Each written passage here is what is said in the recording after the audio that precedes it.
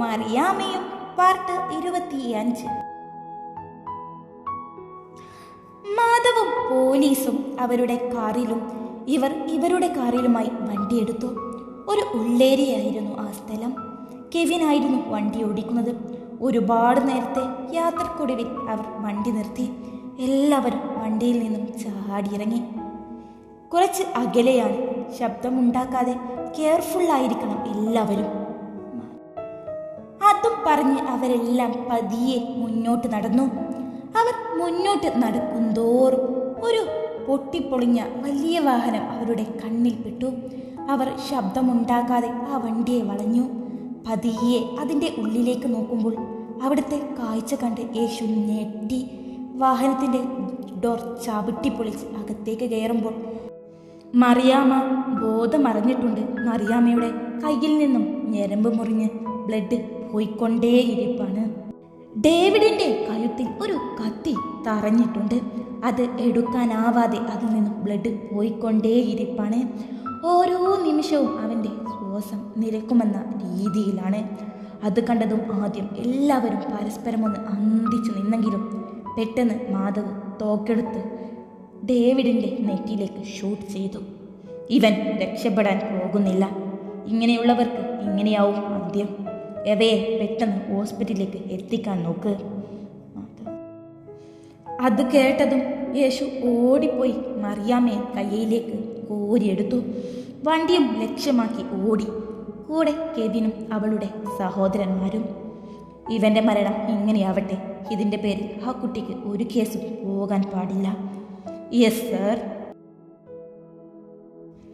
മറിയാമ്മ കണ്ണുകൾ തുറക്കുമ്പോൾ കാണുന്നത് അവളുടെ വീട്ടുകാരെയാണ്.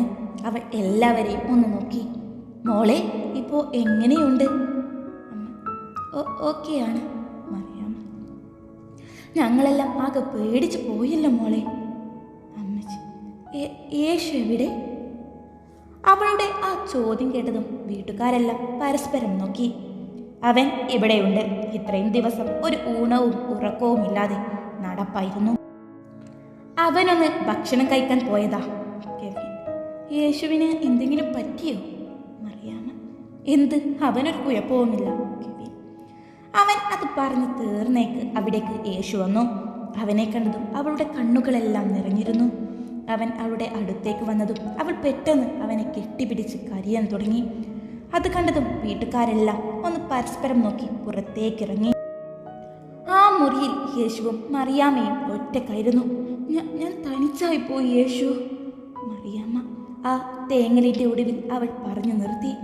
അത് കേട്ടതും അവൻ അവളെ നെഞ്ചിൽ നിന്നും ഉയർത്തി നോക്കുമ്പോൾ അവൻ്റെ കയ്യുകൾ അവൾ തട്ടിത്തെറിച്ചു. പോ, നീ ആരാ? ഞാൻ തനിച്ച, എനിക്ക് ആരുമില്ല, ഞാൻ തനിച്ച. പെട്ടെന്ന് അവൾ അവനെ തട്ടി മാറ്റി കിടക്കയിൽ നിന്നും ഇറങ്ങിക്കൊണ്ട് പറഞ്ഞു, നിനക്ക് എന്താ പറ്റിയ മറിയ? ഞാൻ യേശുവാണ്. നീ യേശുവാണോ?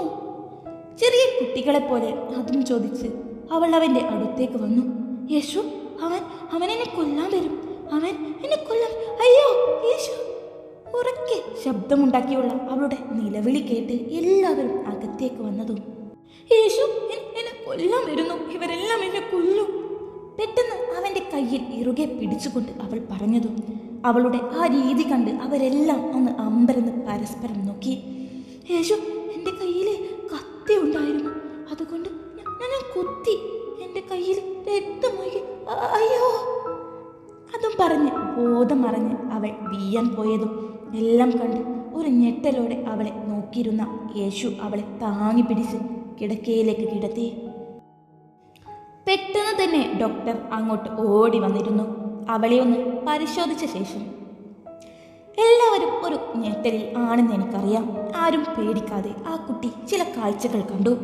അത് ആ കുട്ടിയുടെ മനസ്സിനെ അത്രത്തോളം ആഴത്തിൽ മുറിവേൽപ്പിച്ചത് കൊണ്ടുള്ള ഒരു ചെറിയ ഷോക്കാണ്. അത് കണ്ട് നിങ്ങൾ പേടിക്കാതെ, അവൾ നോർമലാണ്. ഇടയ്ക്കിടയ്ക്ക് ഇങ്ങനെ വന്നേക്കാം. അതെല്ലാം സ്നേഹവും പരിചരണവും കൊണ്ട് മാറ്റിയെടുക്കാവുന്നേ ഉള്ളൂ. അതെല്ലാം യേശു വേണം മാറ്റിയെടുക്കാൻ. ഡോക്ടർ, തീർച്ചയായും ഡോക്ടർ, അതെല്ലാം ഞാൻ മാറ്റിയെടുക്കും. എൻ്റെ പഴയ ആ മറിയാമ്മയായി എടുക്കും ഞാൻ അവളെ. ഈ ഒരു വിശ്വാസം മതി. മോനെ, മോളെ ഞങ്ങൾ വീട്ടിലേക്ക് കൊണ്ടുപോകണോ? മോന് ജോലിക്കൊക്കെ പോകുമ്പോൾ. മറിയാമ്മയുടെ മമ്മ. ഏത് തിരക്കാണെങ്കിലും ഞാൻ പൊന്നുപോലെ നോക്കിക്കോളാം അമ്മേ. അവളെക്കാൾ പ്രധാനമല്ല എനിക്കൊന്നും. ഞാൻ ഒരുപാട് അവളെ വേദനിപ്പിച്ചിട്ടുണ്ട്. പക്ഷേ അതിൻ്റെ എല്ലാം ഉപരി ഞാൻ അവളെ സ്നേഹിച്ചോളാം. അവർ ഒരു പുഞ്ചിരിയോടെ അവൻ്റെ തലയിലൊന്ന് തലോടി. ഒരിക്കൽ കൂടെ മോനെ വിശ്വസിച്ച് നൽകുക എൻ്റെ മോളെ. ഇനി നിങ്ങൾ ആരും വേദനിക്കാനുള്ള അവസരം ഉണ്ടാവില്ല. ഞാൻ നിങ്ങൾക്ക് ധൈര്യമായി പോകാം. അത് കേട്ടതും അവർക്കെല്ലാം ഒരു സമാധാനമായി. മറിയാമ്മ കണ്ണുകൾ തുറക്കുമ്പോൾ അവൻ്റെ മുറിയിലായിരുന്നു. തൊട്ടപ്പുറത്ത് കിടക്കുന്ന യേശുവിനെ കണ്ടതും അവൾ പതിയെ തിരിഞ്ഞു നോക്കി. ഒരു പുഞ്ചിരിയോടെ അവൻ്റെ മുഖത്തേക്ക് നോക്കി കിടക്കുമ്പോഴാണ് പെട്ടെന്ന് അവൻ കണ്ണ് തുറക്കുന്നത്. അവനെ കണ്ടതും പുഞ്ചിരിയോടെ നോക്കിക്കിടക്കുന്ന മറിയാമ്മയെ കണ്ടതും അവനും ഒരു പുഞ്ചിരിയോടെ പുരികം പൊക്കി എന്താണെന്ന് ചോദിച്ചു. അവൾ ഒന്നുമില്ലെന്ന് തലയാട്ടി ഒരു പുഞ്ചിരിയോടെ കിടന്നു. അവൻ അവളെ ചേർത്ത് പിടിച്ച് രണ്ടുപേരും വീണ്ടും ഉറക്കത്തിലേക്ക് പോയിരുന്നു.